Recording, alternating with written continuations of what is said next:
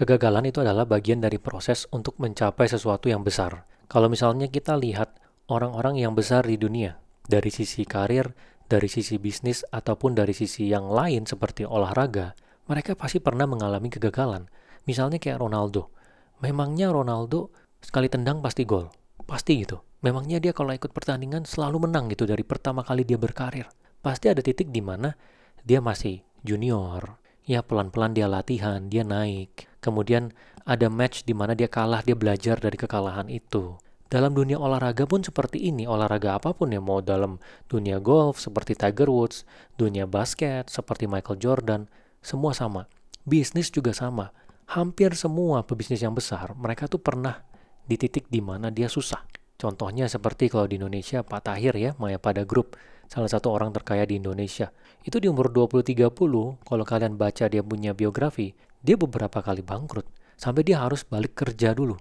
Buat dia bisa memenuhi kebutuhan hidup bulanan dia, sampai udah aman, baru dia mencoba lagi hal yang baru ketika ada peluangnya. Dan hampir semua kalau kalian bedah ya, biografi satu persatu, sampai misalnya pendiri Nike, Philip Knight, atau misalnya Apple ya, Steve Jobs, itu ya mereka pernah mengalami masa-masa susah gitu. Bukannya langsung dari awal berhasil terus. Walaupun memang ada pebisnis yang seperti itu ya. Itu anomali sekali. Sangat kecil. Mungkin 0,000 sekian persen.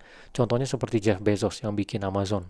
Dia kan dari awal itu bikin Amazon, dia keluar dari kerjaan dia, kemudian dia pinjam uang dari orang sekitarnya, dia bikin, terus ambil duit dari institusi, dari tahun ke tahun, terus aja sampai dia IPO, perusahaannya jadi besar. Itu memang dia anomali.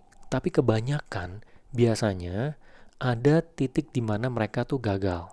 Nah, jadi kegagalan ini adalah bagian dari proses dan kita harus punya mindset seperti itu. Sama seperti saya ya.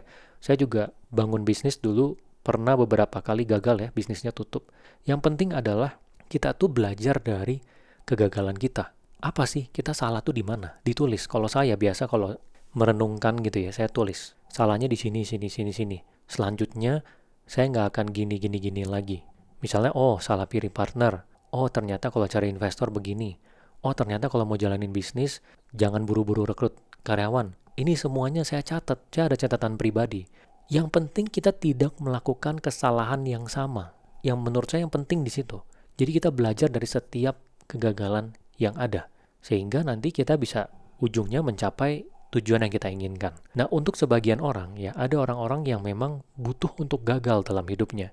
Maksudnya apa butuh untuk gagal? Jadi di titik terendah dia dalam hidup, ketika dia gagal, itu adalah momen dia berubah. Berubah dari sifatnya dia, dari apa yang dia kerjakan, mindsetnya dia, ya ketika dia terpojokkan, sulit sekali hidupnya, entah itu dihina, entah itu duitnya nggak ada, susah untuk memenuhi kebutuhan hidup bulanan keluarga, ya pokoknya titik terendah lah dalam hidup, dia baru berubah. Nah, ada orang-orang yang memang butuh titik itu, buat dia dapat kehidupan yang lebih baik. Karena dia nggak bisa berubah, dia ngomongin orang, disaranin sama teman, dia nggak bisa berubah. Dia memang sampai di bawah situ, dia nyadar, ada satu hari dia sadar gitu ya, harus berubah, baru dia berubah. Nah, untuk orang-orang yang seperti itu memang kegagalan itu adalah bagian dari proses dia untuk merubah diri dia. Dan satu hal yang ingin saya tekankan ya, hidup itu kalau kita ingin punya hasil yang berbeda, kita harus melakukan hal yang berbeda. Ini kata-kata yang simpel ya. Einstein pernah bilang, orang yang gila itu adalah orang yang melakukan hal yang sama terus setiap hari tapi mengharapkan hasil yang berbeda. Kalian bilang, oh saya ingin punya uang 10 miliar dalam hidup saya. Oke, pengen punya uang 10 miliar. Yang kamu kerjakan sekarang apa? Oh, ternyata sekarang mengerjakan sesuatu yang kalau kita bayang-bayangin, kayaknya nggak mungkin deh dapat 10 miliar. Kayaknya 100 tahun deh baru kekumpul duitnya 100 miliar. Karena segala sesuatu itu bisa kita hitung. Kalau kita kerja, berarti dari sisi gaji ya, kita bisa hitung gaji, oh per bulan bisa nyimpen 3 juta. Setahun berarti 36 juta. 10 miliar tinggal dikali aja tuh. 30 tahun baru 1 miliar. Ya 10 miliar 300 tahun. Bisa dihitung. Bisnis juga sama. Orang yang bisnisnya gitu-gitu aja. Misalnya per bulan dia bisa narik 10 juta dari bisnisnya. Setahun 100 juta. Pengen punya 10 miliar. Berarti berapa lama? 10 tahun? 100 tahun. 100 tahun ya? 10 tahun itu 1 miliar. Gitu. Jadi kalian harus bisa realistis melihat segala sesuatu. Gitu. Jadi kalau misalnya pengen berubah, ya yang dilakukan itu harus berubah juga. Cari caranya. Misalnya kita di bisnis. Oh, mencapai 10 miliar gimana caranya ya? Oh oke, berarti skala bisnis saya harus lebih besar nih. Oh, ternyata kalau dalam bisnis itu nggak cuman dari sisi profit ataupun gaji ya sebagai owner, ternyata sahamnya bisa dijual ya. Caranya gimana ya? Orang-orang yang pernah jual bisnisnya gimana gitu. Punya pemikiran yang seperti itu, baru nanti kita apa yang kita lakukan tuh bisa diarahkan ke sana. Itu yang benar. Seharusnya seperti itu. Jadi perlu diingat ya, kalau misalnya hidup kita ingin berubah, memang kita itu harus berubah.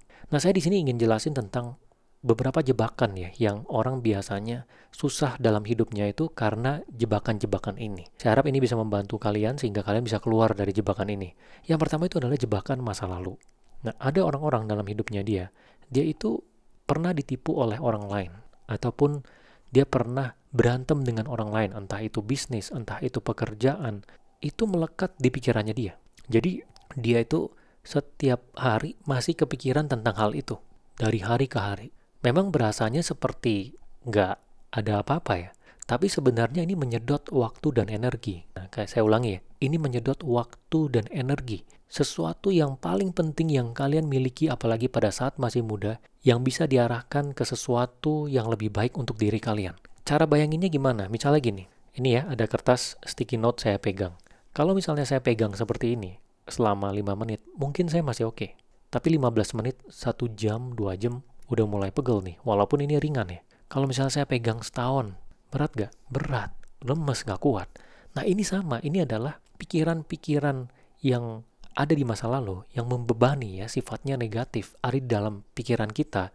Sesekali kita pikirin, masih kepikiran, itu akhirnya membebani kita punya pikiran, yang dimana sebenarnya pikiran kita itu bisa dipakai untuk sesuatu yang lebih baik. Ya, untuk pekerjaan yang kita lakukan, untuk targetnya kita dalam hidup. Makanya waktu dan energi ini kesedot banget. Kalau kita kejebak di masa lalu, terutama dalam konteks tadi ya, ada unsur negatif ya, ditipu sama orang, kemudian berantem sama partner bisnis dan sebagainya. Saya pernah ketemu dengan seorang pebisnis yang cerita ya, dia ngabisin waktu 5 tahun, ya bertahun-tahun, untuk masalah legalitas dengan partner bisnisnya yang lain. Jadi dia berantem, ada konflik, saling tuntut-tuntutan. Itu sampai 5 tahun. Dan ini sangat menguras waktu, uang, dan energi dia. Dia juga nyesel. Itu di umur primanya dia. Dia bisa pakai itu untuk hal yang lebih positif gitu, untuk yang lebih berdampak. Tapi dia kesedot ke sana. Kalau misalnya terjebak seperti ini, itu sayang sekali. Atau kalau misalnya kita ngomongin terjebak dalam masa lalu, itu bisa juga dalam konteks yang positif ya. Misalnya kalian ada pencapaian, masuk kuliah yang bagus, gitu ya, kerjaan bagus, bangun bisnis yang berhasil dijual gitu. Terus setiap kali ketemu orang, ngomonginnya itu terus gitu. Itu terus yang di ngomongin. Di rumah juga sama keluarga ngomonginnya itu terus. Nah itu juga nggak oke. Itu terjebak dalam masa lalu. Karena nggak ada efeknya. Selain membuat kalian hanya untuk prestis diri sendiri yang diulang-ulang. Jadi intinya kalau dari saya, untuk bisa tidak terjebak di masa lalu, itu yang pertama kita harus bisa melepaskan ya.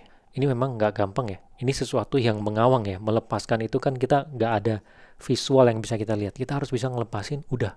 Yang udah lewat ya udah. Yang penting adalah yang sekarang. Itu ya, yang udah lewat ya udah, yang penting adalah sekarang. Kalau ada orang jahat sama kalian, ada orang menipu kalian, ya udah lupakan, jadikan pembelajaran, jangan diulang. Sekarang fokus kita adalah sekarang dan ke depan. Itu. Lupakan semua yang pernah terjadi, kita fokusnya sekarang dan ke depan. Karena kalau kita terjebak masa lalu seperti yang tadi saya jelaskan, itu nggak ada gunanya buat kita. Sayang kita punya resource nih ya, waktu, uang, dan energi kita. Dan untuk membantu kalian merenungkan, kalian bisa tulis. Misalnya, waduh, kepikiran apa ya? Misalnya, ditipu orang. Kenapa? Kesalahannya apa? Ditipunya apa? Siapa yang nipu? Selanjutnya nggak bakal gimana lagi. Tulis aja, tulis semuanya. Kalau mau ketik juga bisa ya di komputer. Tapi kalian tuangkan ke bentuk yang bisa kalian lihat. Lalu kalian lihat dan setelah itu kalian harus putuskan untuk melupakan itu. Jadikan pembelajaran, lupakan, jangan masuk dalam pikiran lagi supaya tidak menjadi beban. Dan ini seperti otot ya, kalau misalnya kita terbiasa dengan memikirkan masa lalu, maka ada tendensi setiap hari itu kita maunya mikir masa lalu. Jadi harus biasa, setiap hari misalnya kita pikirin masa lalu ya, sesuatu yang jelek, itu tarik balik pikirannya, tarik balik pikirannya. Gitu. Kalau saya, ya saya melatihnya ini dengan meditasi. Tapi mungkin setiap orang punya cara yang berbeda ya. Saya meditasi itu cuman, pokoknya tutup mata, fokusin nafas aja.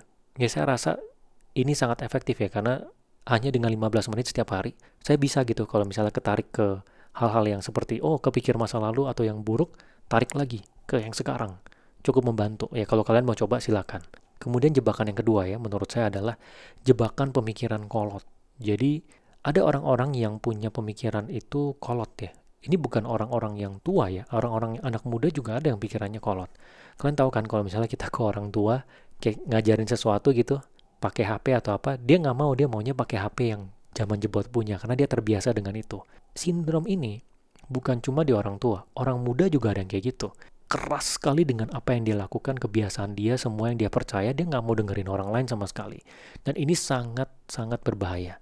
Jadi kalian coba refleksikan apakah kalian masuk dalam kategori ini, karena ini yang bisa membetulkan itu ya cuman kalian sendiri gitu ya.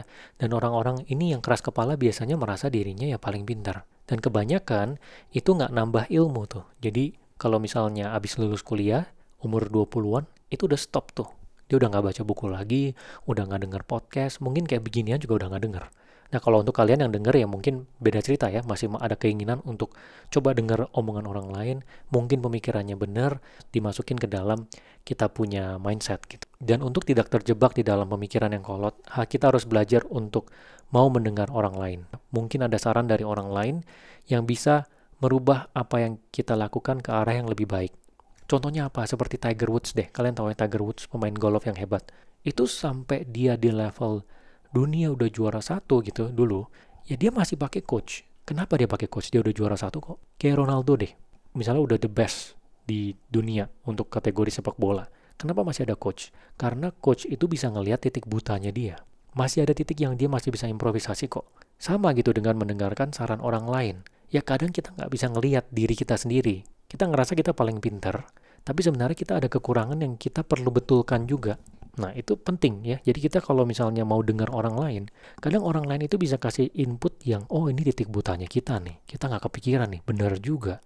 Orang-orang yang besar, kebanyakan mereka mau untuk mendengarkan saran orang lain gitu ya. Dia nggak merasa dirinya paling pintar. Karena begitu kalian merasa diri kalian paling pintar, udah kekunci. Selamanya akan seperti itu, nggak bakal improve lagi gitu. Dan biasakanlah diri untuk haus ilmu ya supaya pemikiran nggak kolot. Haus ilmu itu dari mana? Dengerin podcast ya, dengerin seperti ini, atau mungkin belajar ikut course, atau misalnya kalau mau mulai bisnis ya bisa coba cek aplikasi Growin yang saya bangun yang dalamnya ada ribuan ilmu teknis bisnis, bisa networking pebisnis, ada template dokumen siap pakai, dan di sana juga ada bootcamp ya dari nol untuk berbagai bidang. Yang ingin saya tekankan adalah harus mau haus ilmu ya supaya setiap hari pemikiran kita itu bisa improve terus. Saya setiap hari juga masih baca buku. Jadi saya masih setiap bulan itu saya ngabisin 5 buku kurang lebih. Jadi 1 tahun itu sekitar 60 buku. Kenapa saya mau itu? Padahal saya nggak ingat semuanya. Ya karena saya ingin mencoba merubah pemikiran saya ke arah yang lebih baik setiap hari. Karena setiap kali ada buku ya yang memang bagus ya. Itu memberikan insight yang penting. Dan saya selalu catat ya, misalnya buku ini, pembelajarannya A, B, C, D, yang harus saya eksekusi ini, yang akan merubah hidup saya. Itu saya lakukan terus, setiap bulan ada 5 buku. Nah, kalian bisa lakukan yang sama juga. Ini bisa membantu kita supaya tidak terjebak di pemikiran kita yang kolot ya, dengan ilmu yang lama selama tidak berubah dari tahun ke tahun. Kemudian jebakan yang ketiga, yang selanjutnya itu adalah jebakan saran orang. Nah, ini sama yang kedua nih kebalikan. Kalau yang kedua, ngotot diri sendiri, nggak mau dengerin orang. Nggak mau nambah ilmu, nggak mau dengerin orang, ngototnya dengan pemikiran diri sendiri kolot. Tapi kalau yang ini, nggak ada tulang. Jadi sendiri tuh nggak ada pemikiran, maunya dengerin orang lain terus. Jadi kejebak dengan omongan orang. Jadi orang tua bilang, lu harusnya gini, gini, gini. Oke, dia gini. Begitu mau kerja, lu harusnya kerja tuh pilih yang ini, nih. Dia ikutin. Nanti begitu dia kerja, orang bilang, jangan, lu mesti kerja industri yang ini. Dia ikutin. Gitu. Jadi nggak ada tulangnya, nggak ada kemampuan untuk berpikir sendiri, untuk berdiri tegap dan punya independensi sendiri mengambil keputusan. Ini bahaya. Ada orang yang seperti ini. Jadi terjebaknya itu di saran orang. Jadi dia di sisi ekstrimnya ya. Dia bukannya dia keras, tapi dia nggak ada pendirian gitu. Dia ngikutin saran orang terus. Ini bahaya juga. Ini biasanya ya kalau saya lihat, ini adalah orang-orang yang paling nurut di sekolah. Jadi di sekolah, guru suruh apa, suruh kerjaan tugas, jadi benar-benar nurut, ikutin semua peraturannya. Benar-benar takut gitu. Recess, kalau misalnya lagi break gitu ya, breaknya 30 menit, dia lewat 5 menit udah takut. Ya orang-orang yang benar-benar nurut. Dan kebawa sampai dia akhirnya dengerin omongan orang lain semuanya. Nggak terbiasa dari kecil tuh mengambil keputusan sendiri. Ini bahaya. Dan untuk keluar dari jebakan ini ya harus ada kesadaran diri. Misalnya kalian di sini sadar, oh iya ya, gue juga kayak gini nih tipenya dengerin orang lain. Sendiri nggak ada pendirian. Ini harus sadar, oh iya gimana ya, gue mau mulai koreksi deh. Gimana caranya ya, gitu. Harus dari kesadaran sendiri. Kemudian yang paling penting adalah kalau dengerin orang, Belajarlah dari orang yang punya pengalaman beneran. Jadi misalnya orang tua kalian nih ya, sorry ya, misalnya orang tua kalian bukan pebisnis, tapi dia saranin kalian kalau mau bisnis tuh gini, gini, gini, gini, gini. Nanti kalau misalnya ada marketingnya tuh harus gini, gini, gini. Kalau dia nggak punya bisnis, lebih baik ya kalian jangan dengerin. Dengerin orang yang punya bisnis, yang ngajarin kalian. Kalian ingin berkarir jadi PNS, ya dengerin orang yang udah jadi PNS. Yang dia bukan PNS ya jangan dengerin gitu. Biasakan diri untuk mengasup saran dari orang-orang yang punya kualifikasi untuk memberikan saran tersebut. Ini sangat penting. Ya jangan sampai siapapun ngomong kita langsung main terima aja. Dan kemudian pastikan kalian punya pendirian sendiri. Jadi idealnya itu kita nggak kolot, kita punya pendirian sendiri, kita tahu pemikiran kita seperti apa, tapi kita minta input dari orang-orang yang punya kualifikasi. Jadi pada saat mereka kasih input, kita nggak langsung ngikutin. Ya seperti yang tadi saya bilang, bukannya nggak punya tulang, kita punya tulang. Kita punya pendirian. Kita minta input untuk kita renungkan, ini benar atau enggak? Salahnya di mana? Menurut saya di mana yang benar? Kemudian setelah kita lihat semuanya kita pertimbangkan, baru kita koreksi diri kita. Tapi tetap semua pengambilan keputusan adalah berdasarkan independensi kita sendiri, pemikiran kita sendiri. Ini juga salah satu yang seperti otot ya, orang yang nggak terbiasa untuk punya pendirian, dengerin orang terus, dia akan sulit untuk bisa punya pendirian. Tapi kalau dilatih, dia coba, dia punya pendirian sendiri, lama-lama pasti bisa. Saya yakin pasti bisa. Karena itu semua adalah masalah otot, ya, masalah kemauan dan masalah otot yang dilatih. Kemudian jebakan selanjutnya adalah jebakan uang. Ya, ini salah satu jebakan yang banyak orang kena juga, ya, yang dimana sekali kena jebakan ini, itu efeknya lama. Apa itu jebakan uang? Misalnya ambil hutang buat kebutuhan konsumtif, misalnya nikah. Ada loh orang dia buat nikah, dia hutang. Dan akhirnya dia cicil tuh. Setelah dia nikah, dia cicil dari gajinya dia untuk bayar kembali hutangnya dia. Padahal, bisa aja kalau dia nahan gengsinya, dia nggak perlu ada hutang itu. Nggak perlu dia hutang. Dia bisa pakai uangnya buat hal yang lain, apalagi di usia dia produktif. Nah, ada orang-orang yang seperti ini, dia kejebak.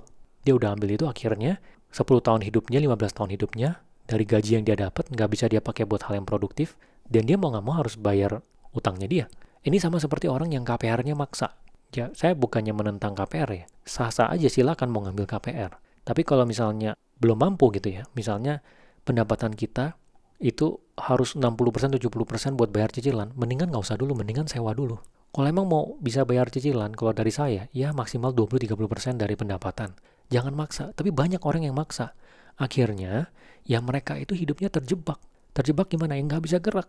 Dia baru nikah, dia KPR rumah, terus mobil juga nyicil, ya terus ada nikah juga ngutang, terus ada kebutuhan hidup yang nambah, orang tuanya juga butuh dia hidupi, udah terjebak dia nggak bisa ngapa-ngapain. Apalagi kalau mau bisnis ya, mau pindah kerja aja mikir dulu gitu, karena dia benar-benar udah kejebak tiap bulan itu mepet. Dan ini banyak ya, saya ketemu orang-orang yang kejebak seperti ini tuh banyak. Dan gilanya lagi ada orang yang seperti ini dan kantongnya itu kayak pipa bocor. Apa itu pipa bocor? Jadi dia uang yang masuk itu berapapun yang masuk dia habis pasti. Misalnya dia pendapatan 10 juta. Habis uangnya tiap bulan, selalu habis. Pendapatan 30 juta, habis juga. 40 juta, habis juga. Kenapa? Karena dia nggak bisa manajemen uangnya dan nggak pernah tuh dia mikirin jangka panjang dia pensiun gimana, kebutuhan keluarganya nanti 5 tahun, 10 tahun lagi seperti apa. Yang dia pikirkan itu hanya yang jangka pendek aja. Punya uang lebih dikit langsung buat cicil mobil, punya uang lebih dikit langsung pergi jalan-jalan. Ini juga bahaya. Kalau terjebak di dalam keuangan, menurut saya ini salah satu yang paling parah. Karena kalau kita masih muda ya terutama, ini habis ini usia produktif ya. Jadinya kita harus kerja buat nambel itu. Kita mau ngambil resiko apapun pun agak susah gitu. Makanya menurut saya ya, pengetahuan tentang keuangan ini sangat penting. Kayak tadi misalnya KPR udah maksimal dari pendapatan itu 20%. Kalau lebih jangan ambil, udah sewa dulu aja. Nggak masalah kok sewa pindah-pindah. Tahan gengsi ya. Yang penting bisa ada kestabilan dulu dan jelas tiap bulannya tuh ada nafas. Jangan maksa. Ya, apalagi kalau misalnya kita sandwich generation, orang tua juga kita hidupi. Jangan maksa. Hapus semua yang sifatnya konsumtif. Memang ini gampang di ngomongin, tapi susah diterapkan ya. Kalau dari saya ya, kurangi jumlah kartu kredit. Jadi kartu kredit kalian kalau ada banyak, pakai aja satu. Atau nggak pakai sama sekali, pakai cash. Tiap kali mau beli apa-apa selalu pakai cash. Itu paling ideal. Karena kalau pakai cash kita kelihatan, oh uang sisa segini nih. Yang bisa dipakai segini nih. budgetnya tuh kelihatan. Tapi kalau pakai kartu kredit kita sering kali tembus. Itu sering kali tembus. Ya jadi saya juga udah ada pengalaman nih ya, dulu pernah punya kartu kredit lebih dari satu, tembus. Makanya harus bisa dikontrol gimana caranya. Kartu kreditnya satu aja, biar benar-benar bisa dikontrol. Dan teknik-teknik terkait dengan keuangan yang selalu saya ajarkan, misalnya setiap hari dicatat gitu ya, dan setiap bulan dibuat monitoringnya seperti apa, keluarnya di mana, dan setiap kali ada pendapatan dialokasi buat investasi dulu. Itu harus secara disiplin dijalankan. Dan kalau misalnya kalian tipe yang tadi saya bilang kantong bocor, tiap kali ada uang masuk itu selalu habis, pakai cara saya yang dimana rekening itu dipisah. Jadi tiap kali ada uang masuk, ada berapa persen langsung masuk ke rekening terpisah, nggak bisa diakses. Apapun yang terjadi itu nggak boleh diakses. Udah itu paling bener deh. Karena memang ada orang yang kayak begitu gitu, yang tangannya itu nggak bisa megang uang, saya sebutnya ya. Kayak kapal bocor lah, dia tiap kali dapat mau rezekinya sebesar apapun, lepas dari tangannya. Ya padahal dia dapat uang sampai ratusan juta. Saya ada kenalan ya, yang dia di umur 25, 26 itu dapat uang beberapa miliar ya. Beberapa miliar loh dari bisnis yang dia jalankan, kemudian ada COVID ya. Itu dia bener-bener langsung hidupnya jadi mewah. Dia beli mobil mahal, bener-bener all in ya. Dia jalan-jalan naik first class, dan habis-habisan. Pada saat COVID, uangnya nggak cukup, bisnisnya tutup, mulai lagi dari nol. Nah itulah kapal bocor. Makanya kepekaan terhadap uang itu menurut saya adalah salah satu yang paling penting. Nah jadi kira-kira ini 4 jebakan yang kalian harus hindari ya. Jebakan masa lalu, jebakan di pemikiran kolot, jebakan mendengar saran orang lain, dan juga jebakan uang. Semoga ini membantu ya.